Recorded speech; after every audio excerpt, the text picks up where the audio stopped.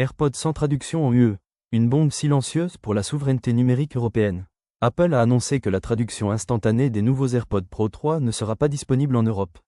Raison, le flou créé par le Digital Markets Act, DMA.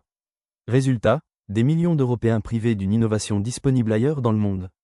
Ursula von der Leyen et la Commission, une régulation mal anticipée. Le DMA, mal clarifié, devient une épée de Damoclès. Plutôt que de prendre un risque, Apple coupe.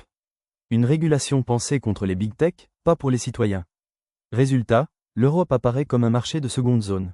Un secret de Polichinelle, Bruxelles vit de la langue. 1500 plus traducteurs à la Commission. 600 au Conseil de l'UE. Des armées entières pour garantir l'égalité des 24 langues officielles. Et si demain, une paire d'AirPods faisait tomber ce monopole? Les conséquences d'une compréhension instantanée, accélération du débat public, fini l'attente des traductions, les citoyens réagissent en temps réel. Coalition transnationale, militants, PME, agriculteurs. Coordination immédiate, pression accrue sur Bruxelles. Érosion des filtres élitaires, plus besoin de parler anglais pour être entendu. Budget reconfiguré, les traducteurs deviennent auditeurs et garants de l'IA linguistique et moins nombreux. Un démos européen émerge, plus d'unité, mais aussi moins de contrôle pour les élites. Pourquoi le pouvoir européen redoute cette innovation?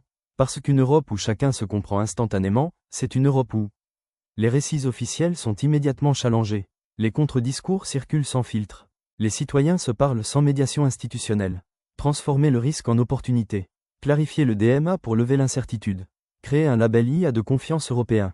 Mobiliser les traducteurs comme force de frappe de l'IA linguistique. Mettre le citoyen au centre, l'innovation doit être présumée autorisée. Conclusion, la langue est pouvoir, et permettre aux citoyens de se comprendre instantanément, c'est changer la nature du pouvoir européen. Plus partagé, plus contesté, mais aussi plus vivant. L'Europe doit choisir, s'accrocher à son passé ou libérer son futur. Et vous, pensez-vous que la parole deviendra l'arme la plus disruptive de la démocratie européenne? Osez apprendre, osez agir. Abonnez-vous pour ne rien rater.